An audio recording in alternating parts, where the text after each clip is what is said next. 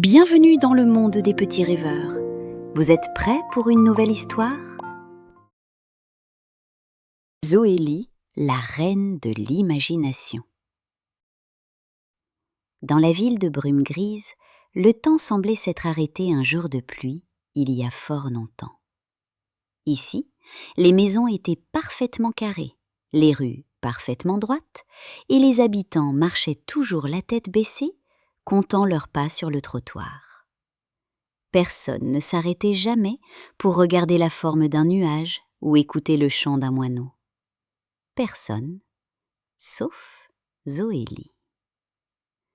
Zoélie était une petite fille qui ne marchait jamais vraiment sur le sol. Son esprit était comme un cerf-volant, toujours emporté par une brise invisible vers des mondes que les adultes appelaient distractions. Elle portait un pull arc-en-ciel, tricoté maille après maille par sa grand-mère, qui détonnait au milieu des uniformes sombres de l'école. En classe, alors que M. Grimoire tapotait son tableau noir en expliquant que 2 + 2 font 4, Zoélie regardait une petite tache d'encre sur son cahier.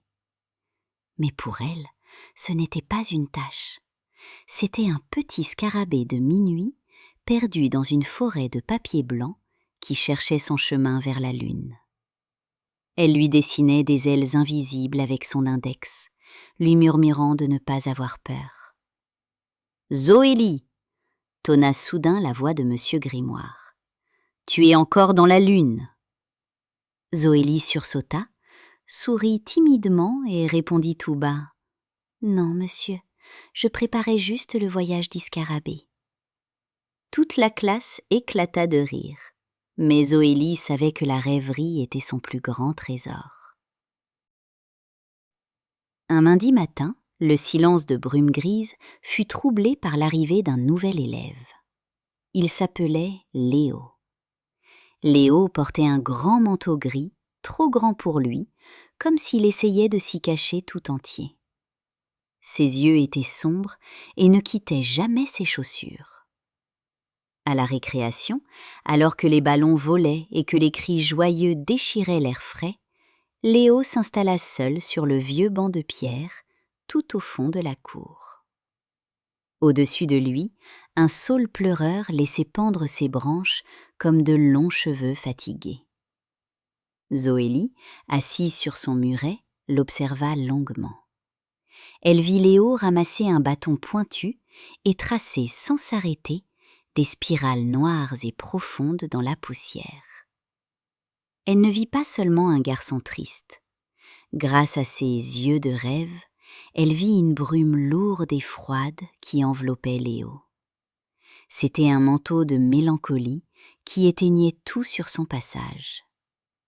Là où Léo passait, l'herbe semblait devenir plus terne et le soleil moins brillant.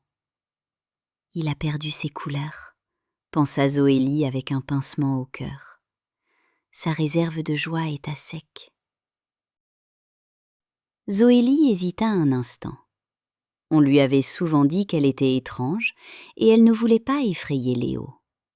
Mais son cœur était plus grand que sa peur. Elle descendit de son muret, ajusta son pull arc-en-ciel et s'approcha, faisant crisser doucement le gravier sous ses pas. Elle s'assit à l'autre bout du banc, laissant un petit espace entre eux. Léo ne bougea pas.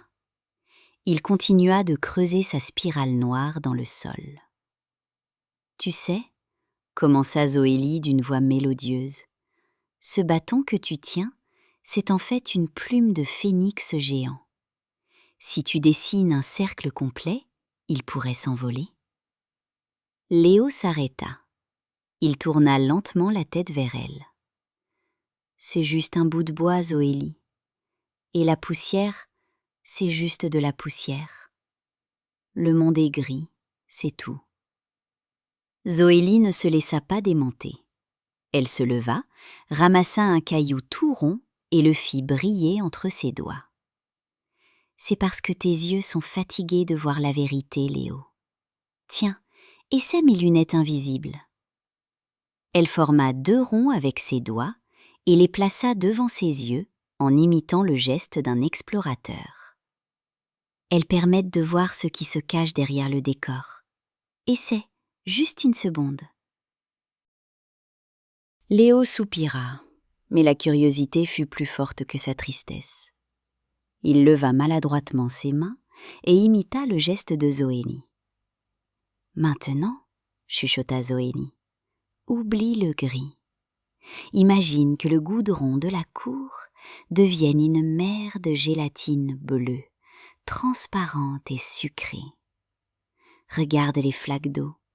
Ce ne sont pas des flaques, ce sont des fenêtres ouvertes sur un océan de sirop de fraises. » Soudain, le monde commença à vibrer.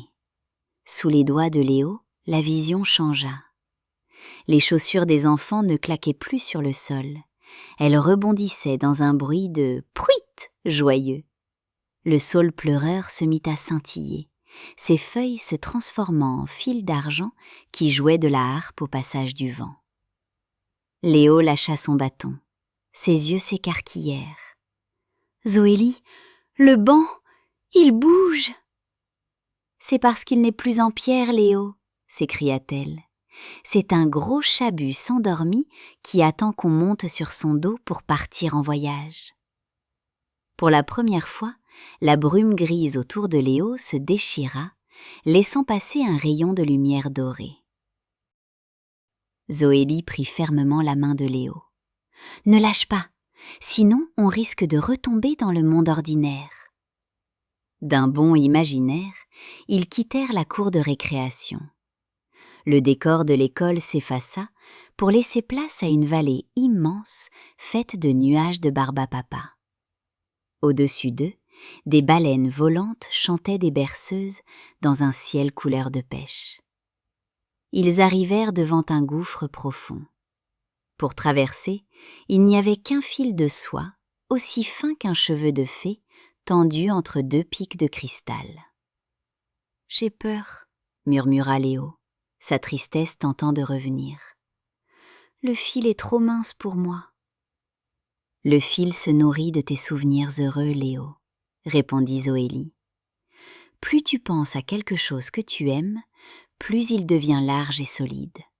Allez, essaie. » Léo ferma les yeux très fort. « J'aime l'odeur du pain grillé le matin chez ma grand-mère et le bruit de la mer dans un coquillage. » À chaque mot, le fil se mit à briller d'une lumière bleue et s'élargit jusqu'à devenir un pont de nacre magnifique. Léo fit un pas, puis deux, puis il se mit à courir, entraînant Zoélie dans un éclat de rire qui résonna dans toute la vallée. Mais alors qu'il touchait au but, le ciel s'assombrit brusquement. Un vent glacial se leva, balayant les nuages de Barbapapa. Un immense géant, sculpté dans la pluie et la fumée noire, se dressa devant eux. C'était l'ombre de l'oubli, celle qui voulait que Léo reste triste à jamais. « Pourquoi cherchez-vous la lumière ?» gronda le géant.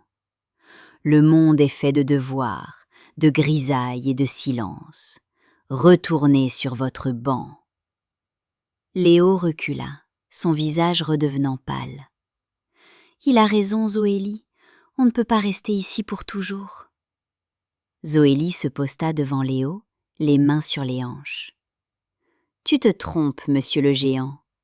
Le rêve n'est pas une fuite, c'est notre moteur. » Elle sortit de son pull arc-en-ciel une poignée de confettis imaginaires. « Léo, ne l'écoute pas.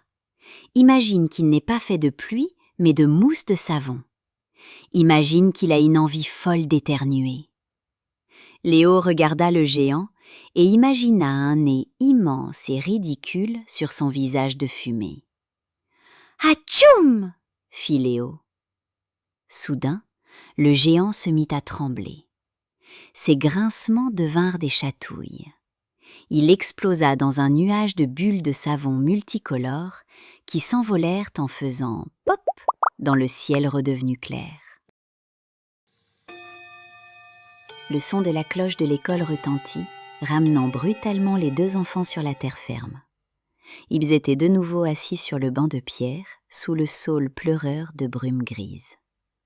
La cour était redevenue grise, les professeurs rangeaient les ballons, et le silence retombait sur la ville.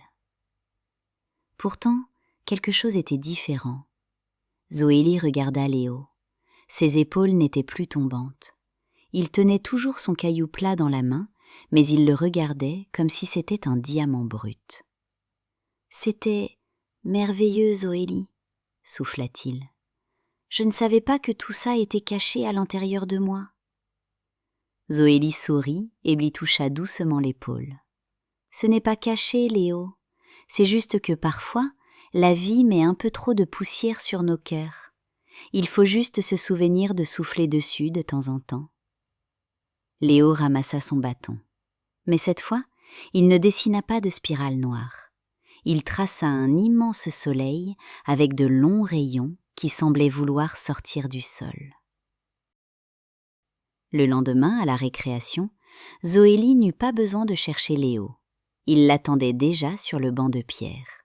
Et il n'était pas seul. 2 autres enfants, intrigués par leur rire de la veille, s'étaient approchés. Léo les regarda et, avec un petit clin d'œil à Zoélie, il forma 2 cercles avec ses doigts devant ses yeux. « Approchez !» dit-il aux autres. « Vous voulez voir le dragon qui dort sous le préau et les fées qui font la course dans les flaques d'eau ?» Zoélie sentit une chaleur douce envahir son cœur. Son secret n'était plus un secret, c'était devenu un pont entre les gens. Brume grise resta peut-être grise sur les cartes de géographie, mais pour ceux qui savaient utiliser leurs lunettes invisibles, elle était devenue la ville la plus colorée du monde. Car Zoélie et Léo avaient appris la plus belle des leçons. L'imagination est un soleil que l'on porte en soi pour éclairer le chemin des autres, surtout quand il fait nuit. Bonne nuit mes petits rêveurs. Merci d'avoir rêvé avec nous. À très vite pour une autre aventure et abonne-toi pour ne rien manquer.